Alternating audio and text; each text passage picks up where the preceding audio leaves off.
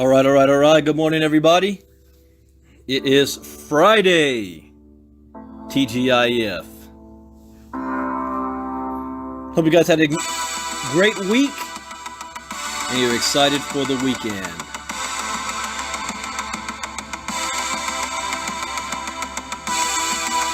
Hey, that is fantastic news, my foos. Sign them up. Let's see who we have. Angela, Ibrahim, Mr. Branker, Bethany, Valerie, Sunil Mafus, Bill, Yashika, Terry, Reginald, Jan. Jan, you got to send me more info about what's going to be taking place for DC. And make sure I have that on my calendar. Luis, Hugo, Darnell. Good morning, everybody. Prelvis. Friday, get ready for the weekend.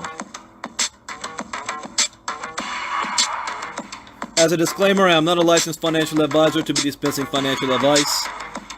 I read the news, give my opinion, share suggestions, and it is up to you to make an informed, intelligent decision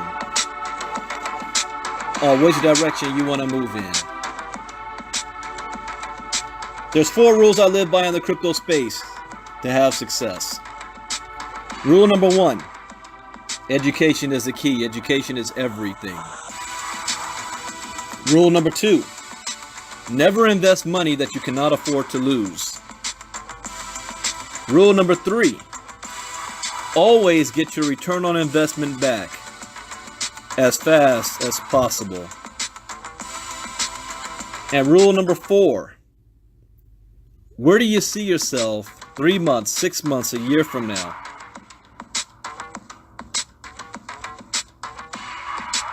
What are you willing to do to make it happen?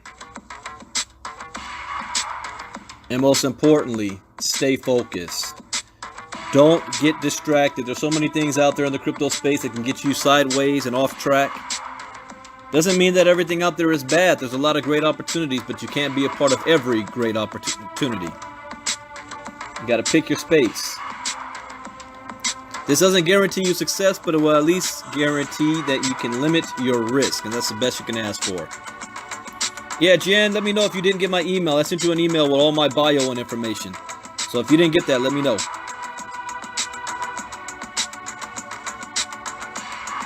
Hello, Emma from Nigeria. Stan Williams. Jason Keena. Andrew Cobb.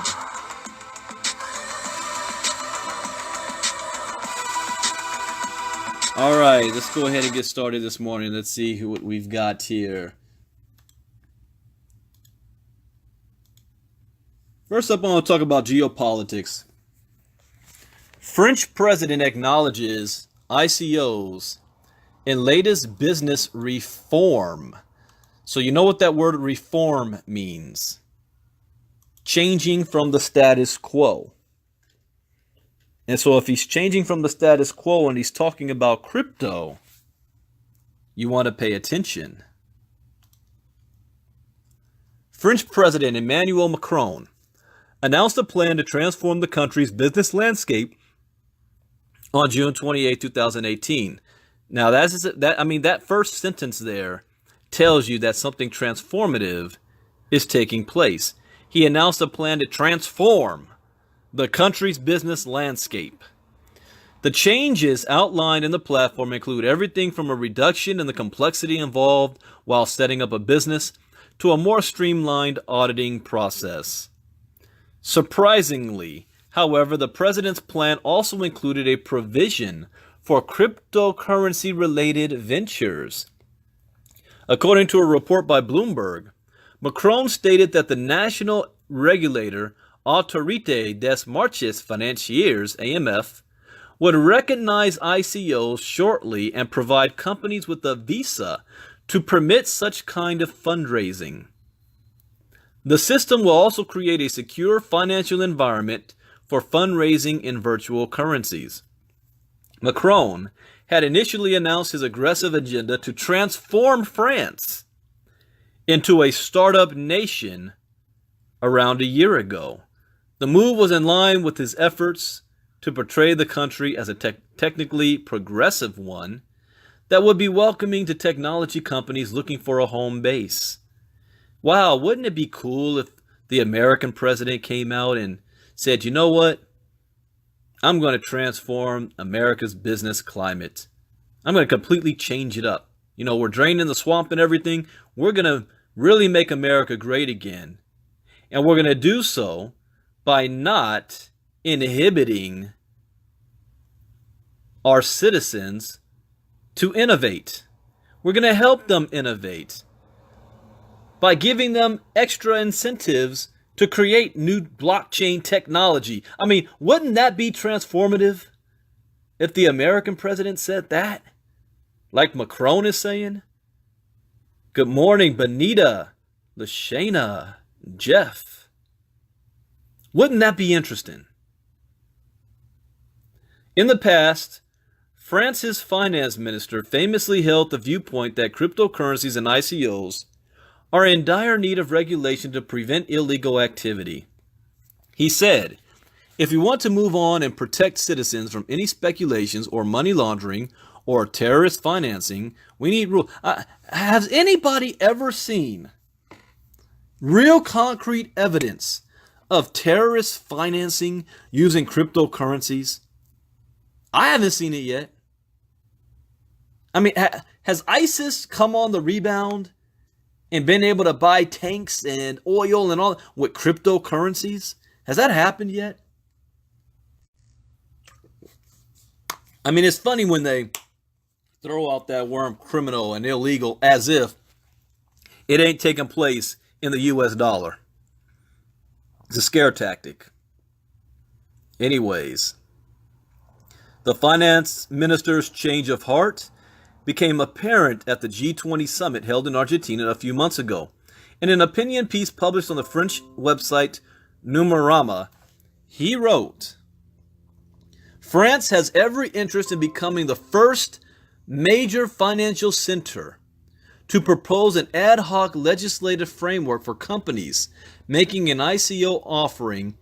Our target is simple. Enter into the world of finance of the 21st century by guaranteeing all players the necessary security for their development. We should not miss out on the blockchain revolution. This is the president.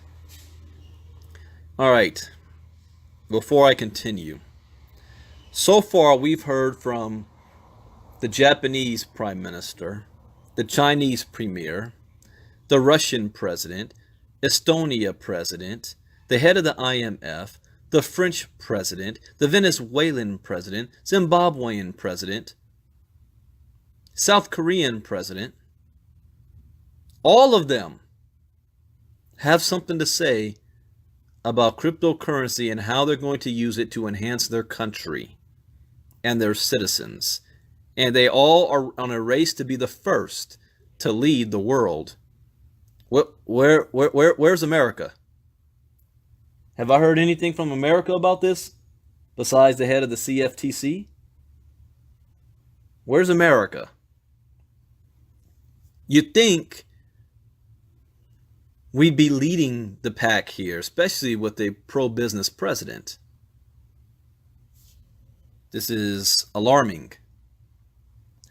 In a related story, the French financial regulator, AMF, issued a public warning against several companies proposing atypical cryptocurrency investments without being authorized to do so.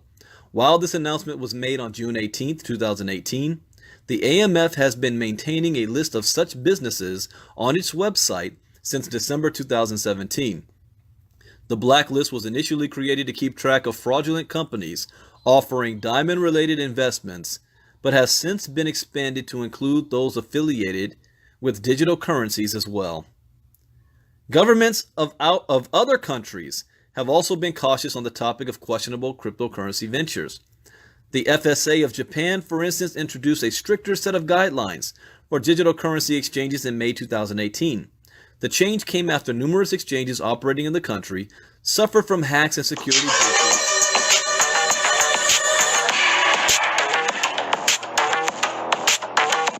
Mute. All right. The change came after numerous exchanges operating in the country suffered from hacks and security breaches that eventually led to investors losing money or all of their holdings. While the precautions advised by the French regulator may not be completely effective at blocking fraudulent or dubious cryptocurrency-related enterprises, the warning may serve as a foreshadowing of more concrete regulation to come. That's to be expected. All right. Let's see other news here. Here's news from the United States. Now, yesterday, history was in the making. Justice Stephen Breyer from the U.S. Supreme Court made a statement yesterday. And I want to like brand it on a shirt, where he said, and I quote, "Moreover, what we view as money has changed over time. Cowrie shells once were such a medium, but no longer are. Our currency originally included gold coins and bullion, but after 1934, gold could not be used as a medium of exchange. Perhaps one day employees will be paid in Bitcoin." Yeah, he actually said it. "Or some other type of cryptocurrency." Supreme Court Justice Stephen Breyer.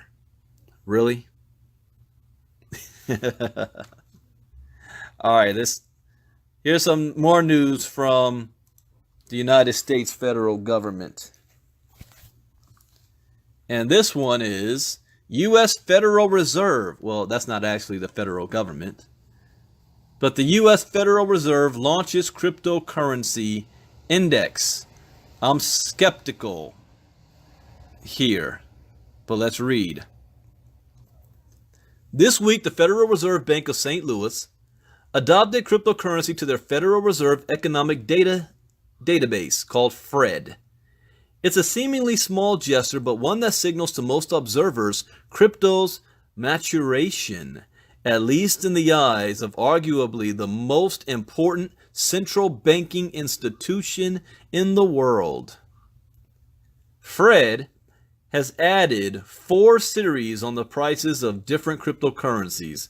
The St. Louis Federal Reserve posted without much fanfare this week, including Bitcoin, Bitcoin Cash, Ethereum, and Litecoin.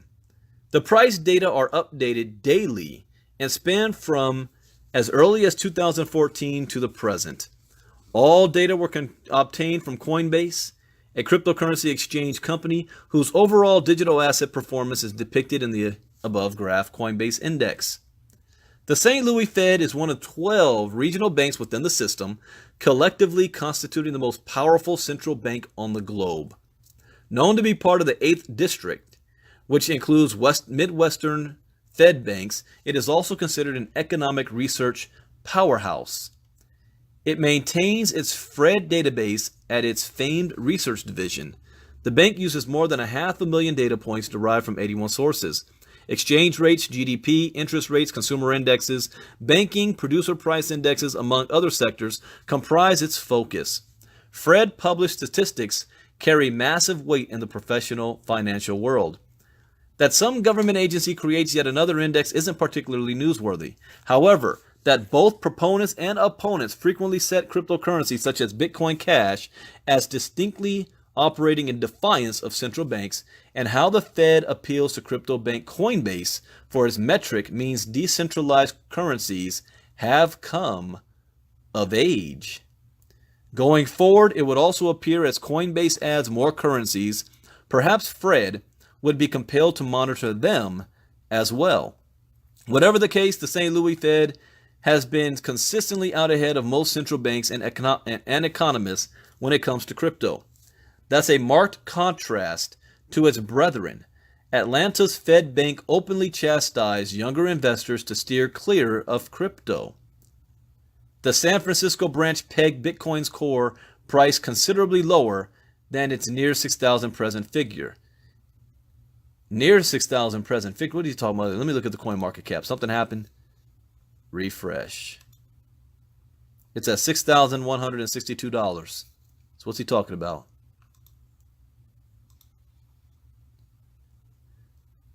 All right. BTC insisting one BTC is probably worth around the cost of mining, slightly under $2,000 per coin. That's false. Yeah, I mean, the cost of mining one Bitcoin or to create one Bitcoin is between $1,500 and $1,700. But the value of Bitcoin is not that. The value is what the people say it is, what the demand for it is. And it's much more higher than set $2,000.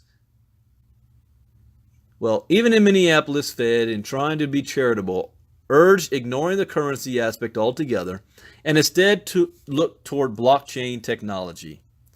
Again, the St. Louis Fed thinks differently. Just a few months ago, it caused a stir within the ecosystem by publishing a meditation on BTC, putting forth the idea it can be considered alongside the dollar. Its governor, James Bullard, however, is much more cautious. Acknowledging crypto as being a real future of money, he explained, cryptocurrencies may unwittingly be pushing in the wrong direction in trying to solve an important social problem, which is how best to facilitate market-based exchange. How is it moving in the wrong direction? Because you don't control it? So I don't agree with that statement. Look at Christy from Alaska. Good morning. All right. $17 billion deleted from cryptocurrency market in 24 hours as Ethereum falls 7%. Let's see as to why. Anything major happen in the last 24 hours besides the Supreme Court actually mentioning crypto? Was there a hack somewhere? Something I missed? Let's see. The cryptocurrency market has recorded a loss of over $17 billion in the past 24 hours, triggered by the loss of major cryptocurrencies including Bitcoin, Ethereum, Ripple, Bitcoin Cash, and EOS. You just inboxed me, Sierra? I don't see it. Anyways. What triggered the sell-off? On previous reports, CCN noted that the cryptocurrency market is still in a bear cycle and that it had only initiated a corrective rally, not a bull rally. In mid-June, the market seemed more stable than any other period throughout the past 2 months, but the unforeseen hacking attack of BitHum, South Korea's largest cryptocurrency exchange, terminated the corrective rally of the market and led major cryptocurrencies to a short-term decline. Prior to the BitHum hack, the cryptocurrency market had shown significant momentum as Bitcoin rebounded from 6,300 to 6,700. But the breach of the most widely utilized digital asset trading platform in South Korea, the third biggest cryptocurrency market behind the US and Japan, led investors to panic, even though the outcome was not particularly detrimental. On June 21st, CCN reported that BitHum confirmed $30 million was stolen from its hot wallet and has started to cooperate with the Korea Internet and Security Agency, a sub-organization of the Ministry of Science and ICT, to minimize its losses. The BitHum team stated that the $30 million figure could decrease in the future as KISA and BitHum security experts initiate various recovery efforts. After the incident that occurred on June 20th, BitHum quickly followed the procedure to immediately report the incident to KISA, announcing that about 35 billion Korean won worth amount of cryptocurrency was stolen. However, as we undergo recovery process on each cryptocurrency, the overall scale of damage is getting reduced. Hence, we expect that the overall damage will be less than the amount we initially expected, the BitHum team said. BitHum also confirmed that with company funds valued around $450 million, the exchange will be able to compensate its investors fully with ease, as the stolen amount only accounted for around 6% of company funds. Hence, the end result of the BitHum security breach was not detrimental to the point of triggering a 6% cryptocurrency market correction. Rather, it was the end of an optimistic short-term corrective rally triggered by BitHum that led the cryptocurrency market to experience a minor correction. Ethereum experienced the biggest loss amongst major cryptocurrencies today, alongside EOS, And given that smaller cryptocurrencies and tokens follow the trend of BTC and ETH, the short-term trend of ETH is important to observe. Various momentum indicators indicate neutral zone for ETH. The relative strength index of ETH is at 40.5, and the MACD of ETH is demonstrating a buy signal. But a neutral signal for ETH in a strong downward trend could mean that its decline could be prolonged to the higher end of the $400 region from the current price of ETH at 503. I remember when it was at like 40 bucks. Less than that. When people were mining it. 30 bucks. 2000 by September, October 2016. All right, let's go on to the next. Let's see. All right, this one is for those people who always get offended anytime I mention crypto, blockchain, and sex, saying that, that can lead to sex trafficking and child trafficking and whatnot. Like I always state before, I just cover the news of the day. Now, here's one news of the day. Blockchain technology to assist in combating child trafficking in Moldova. See, I do cover it when it's in the news. Who can be offended by sex? All right, let me paste.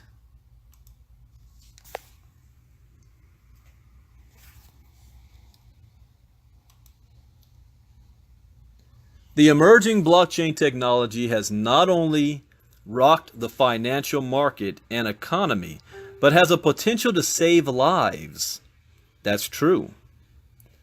Moldova, the human trafficking haven of Europe, is developing a blockchain project that would address its decade-long problem that is showing no signs of halting. How is that possible?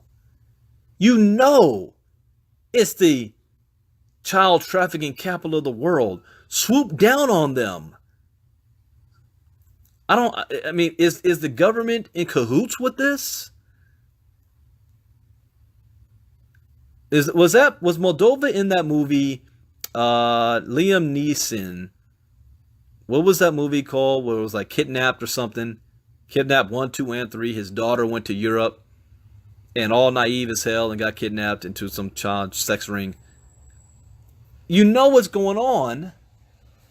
Swoop down on them. But then again, the United States, we know that drugs are coming across the border. Yeah, can't seem to stop that. But at the same time, it's reported, I'm not saying for a fact, that the CIA allows certain things to happen and take place.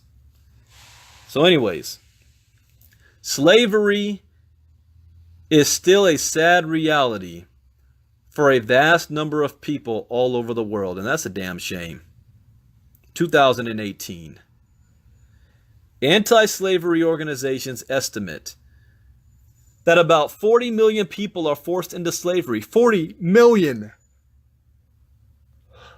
Now, that might be a small number compared to the 7 billion on the planet, but still, 40 million? Earning human traffickers a staggering amount of around $150 billion a year globally.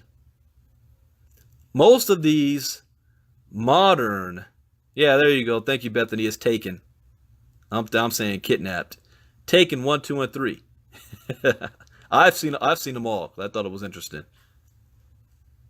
Most of these modern day slaves are young women being preyed upon by traffickers who entrap them and then sell them for forced labor, forced marriages, prostitution, etc. Human trafficking in Moldova is flourishing because of the miserable economic situation in this Eastern European country, caused by high unemployment rates and widespread poverty among youth. With a population of 3.5 million people, Moldova has an average monthly income of just 2,250 Moldovan U, or $135. Wow.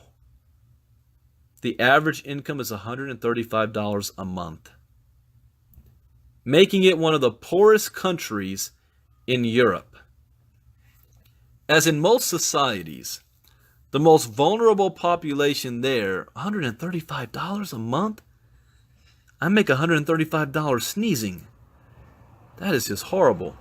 As in most societies, the most vulnerable population there are young women. Traffickers exploit their desire to earn a decent wage, promising them good work abroad. Once these girls arrive in another country, the traffickers take their documents away. No, it's not. That's not equal, because I remember seeing a movie Not Without My Daughter, but she was naive, married a guy, moved to his country, and then all hell broke loose. As in most societies, the most vulnerable population are young women. Okay, I read that part. The International Organization for Migration has helped around 3,400 victims in Moldova since 2011, of which as many as 10% were children. IOM estimates that over 40,000 children in Moldova have been dropped with relatives by parents who had to travel abroad looking for work, and these children are rarely under enough supervision. A lot of children are staying just with their grandfathers or grandmas, spending more time on the streets. Lilian Lewandowski, head of Moldova's anti-trafficking police unit, told Reuters. It makes it easy for the traffickers to prey on those children, which they take over the borders with fake documents and sell into prostitution or sell their organs. Sell their organs. Where did I hear that lately? Oh yeah, there was a post I made where people about what's going on in our southern border, and the comments was just despicable.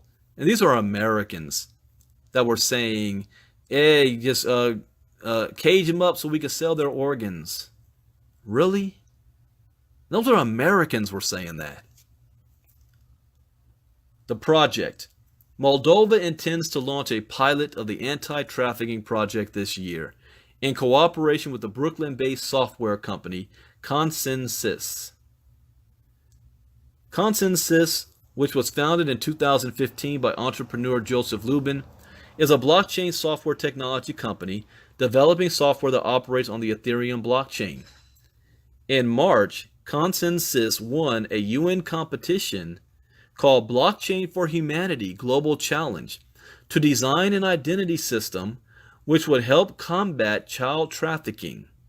Their goal is to help Moldovan government by creating a secure digital identity for Moldovan children on a decentralized digital ledger shared by a network of computers, i.e. a blockchain, which would link their identities with other family members. So in other words, let's put this in layman's terms.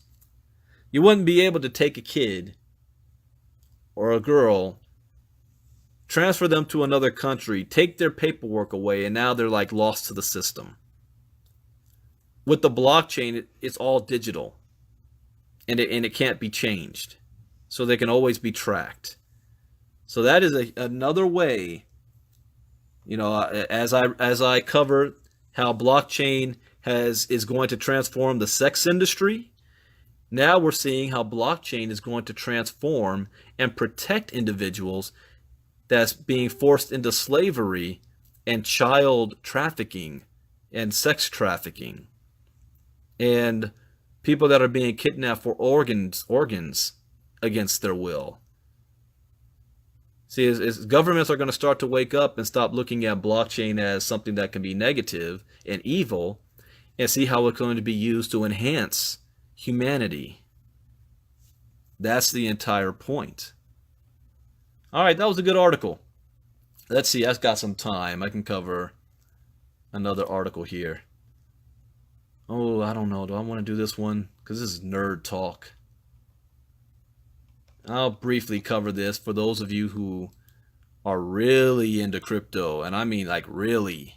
You understand the ones and zeros and the numbers. See, I don't. I cover cryptocurrency and I'm fascinated by it from another perspective. From geopolitics, from human interaction, from technology on how it's going to change the world. But you have a whole nother segment that, the original Bitcoin people the ones who understand the mathematics behind it, the encryption behind it, the coding, the mining stuff, the algorithms, all that is boring as hell to me. And I read it because I got to know it, but it doesn't excite me. But something happened the other day that is historic to what I call the nerds in this space. And wait, did I just post the right one? Yeah. Why the cryptosphere is losing its mind over this 18-digit number. All right. The digit that came up on a block, 18 zeros followed by 21E8, and then another 2 zeros, doesn't look particularly remarkable, nor does the entire hash it's associated with. And yet this series of numbers and letters has sent the cryptosphere into overdrive, sparking talk of quantum computing breakthroughs, time travel, Satoshi's return, and the hidden meaning of Bitcoin. Now, this may not excite you, but think about something that you might be passionate about, and something interesting happens in that space, and you get all excited about it. Like me, for example, yesterday, I re-listened to my live yesterday, and I sounded like a little freaking fanboy. I got all excited because Supreme Court Justice Stephen Breyer made a quote about Bitcoin. And I'm like, was I actually clapping in my own freaking Facebook Live? But I got excited by it. But for somebody else that reads that, they're like, so what? You know, but to me, it was very, very important. Just like if you're a sports fan and something happens in your favorite football team or basketball team that somebody can care less about. But to you, it's everything. Or the gaming community. I remember, wow, I'll share this. Way back in the day, I was a huge gamer, part of Matrix Online World. And I was the head of a clan that had over 2,000 members in my clan. And in their weekly or monthly little booklet that they reported, I was mentioned in it in some series that was going on with Morpheus, and my entire clan lost their mind over it. Now, we're talking about a 40,000 member community. About in the real world, so what? Didn't mean anything. You know, who am I going to brag that to? Who am I going to, when I was working a 9-to-5 job and I was all excited and I went into work, I couldn't tell nobody about it because they look at me like I lost my mind. They're like, really, Brandon, you really need a life. But for us, it meant everything. Or I've been playing with the new toy yesterday I got from Shannon Robinson, who has like, you know that whole movement to unplug your cable and have digital TV, like streaming TV and movies and stuff. Well, I tried it out and I opened the sucker up and I saw immediately, like every single movie, it already had Jurassic Park on there. Now I'm going to go see a special showing of it on Sunday, so it's taking every piece of me not to watch it right now. But I was watching, again, Ready Player One. Now, if you didn't grow up in the 80s or you weren't a gamer back in the day, a lot of the things will go over your head. But for me, I got excited on certain parts because I understood it. Well, to bring that all home, what does that mean for here? What took place in the crypto world yesterday is earth-shattering to them. So I just wanted to make a point there. So let's continue here. So they're talking about, to them, it's a quantum breakthrough like time travel, Satoshi's return, and the hidden meaning of Bitcoin.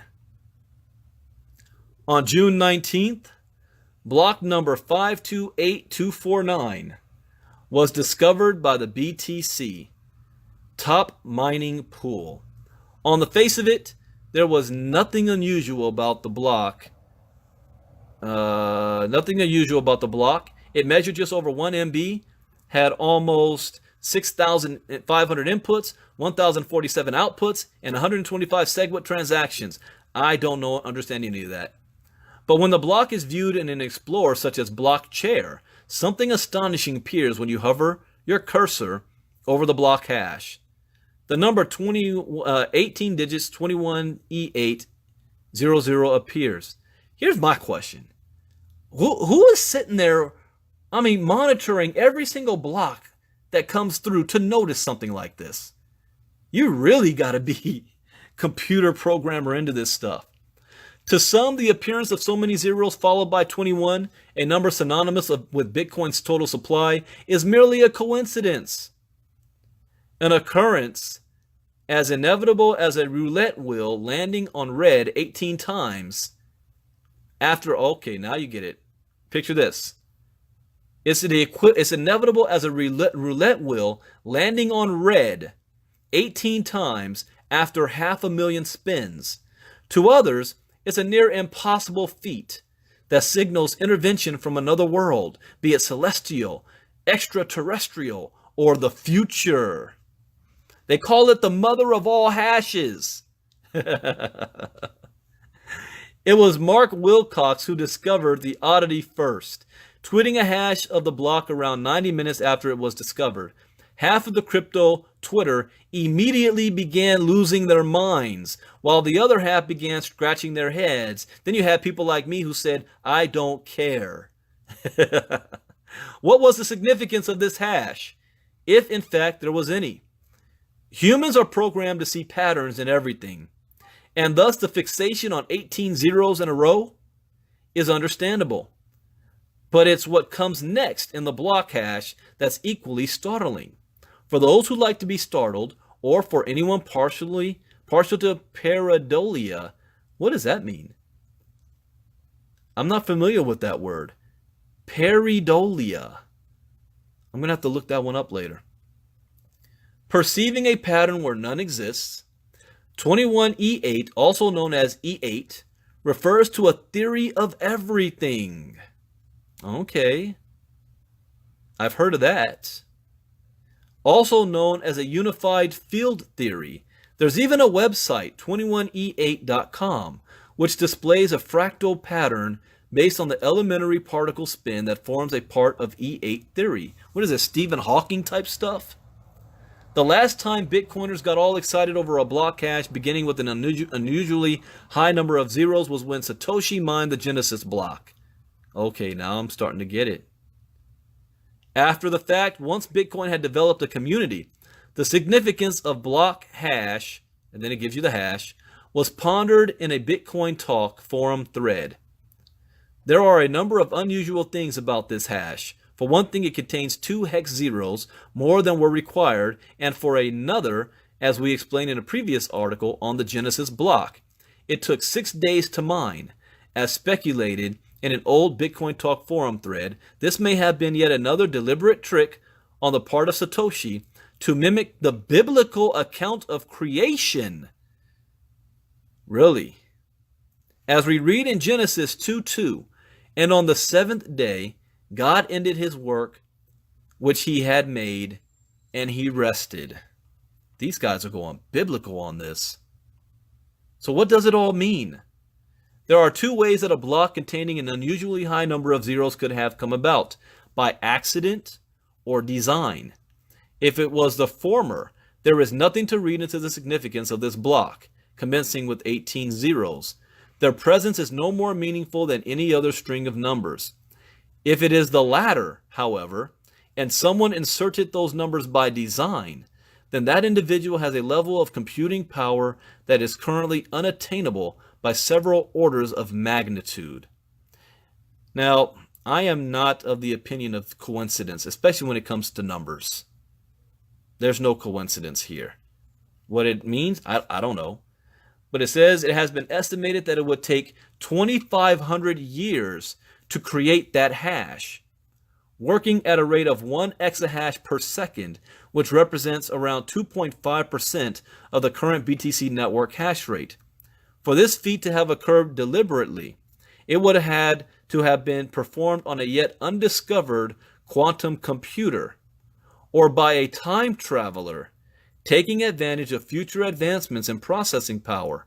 As theories go, this one's pretty tinfoil, but there are those who believe that Satoshi Nakamoto was a time traveler. Really? What is he, Quantum Leap now? Going back in time to drop off the code of Bitcoin to create this revolution in society? There was a movie. I think I saw this movie in the early 90s where an individual did travel back in time to give Albert Einstein, E equals MC squared or whatever that is, that started a revolution for the advancement of society. Because, there's people always think, how in the world did we go centuries and millennia, and then all of a sudden, over the past 150 years, we have had the most technological advancements in such a rapid pace than in all of human history combined that we know of. What sparked that? Some say an alien ship crashed and we took their technology and reverse engineered it. Others say a time traveler from the future came and gave humans the technology. Others say some of these geniuses were time travelers themselves. I mean, who knows? But it is a fact that all of a sudden, at the end of the 19th century, technological advancement has exploded, especially since the 60s with the invention of the computer chip. It has literally leaps and bounds exploded. We are alive to witness such advancements that nobody in our history ever has. It's a great time to be alive to witness this stuff. So while the chances are that the hash block is little more than an amusing coincidence, the mystery will fuel further speculation as to Satoshi Nakamoto's whereabouts in space and time, the serendipity of the hash genesis block, and the appearance of 18 consecutive zeros in another block hashed 9 years later. But here is something that is a fact. Cryptocurrencies represents the greatest economic shift in wealth in the history of mankind for the most amount of people. Even the head of the CFTC calls this a miracle. He actually said it's a miracle. The blockchain technology is the greatest advancement and impact on human society since the introduction of agriculture. So where did this come from? It's okay to ask the question. Where did it come from? Yeah, I know it was a result of the 2008 financial crisis and whatnot, but really, how was this thought up? Where did it come from? And why now? I don't have answers to those questions, but I'm definitely going to take advantage of the technology. It's here. Why not? All right, that's enough information. I did have one more article about Mt. Gox. Creditors' legal victory, enormous assets to be returned. I may cover that tonight. It's a little boring to me. If there's nothing else interesting, I'll cover that tonight with other news. But that is it for today. Today is Friday. This is my chill day. This is my most relaxing day. I don't have anything scheduled other than crypto talks. I can relax, maybe go to a movie, play, go outside, chill. It's also payday, which is also always good. Friday's payday. So if anybody needs me, you know how to reach me. We will be having a training tomorrow. I don't know the details of that. I got to get with Mike Boggs on that. And soon I will have a date set as far as my future traveling. I made a commitment that in July I will be going to Texas. I don't know if I will be in Houston or Dallas. Chances are it's probably going to be Houston. And I don't have a date yet, but I made a commitment. I will be in Texas sometime in July. I'll be in San Francisco probably, I don't know, for a week vacation. So during that time, I will be off the grid that week. So there won't be any Facebook Lives going crypto talks. I'll probably do a couple of Facebook Lives, but not crypto talks. reading news because I'm on the road.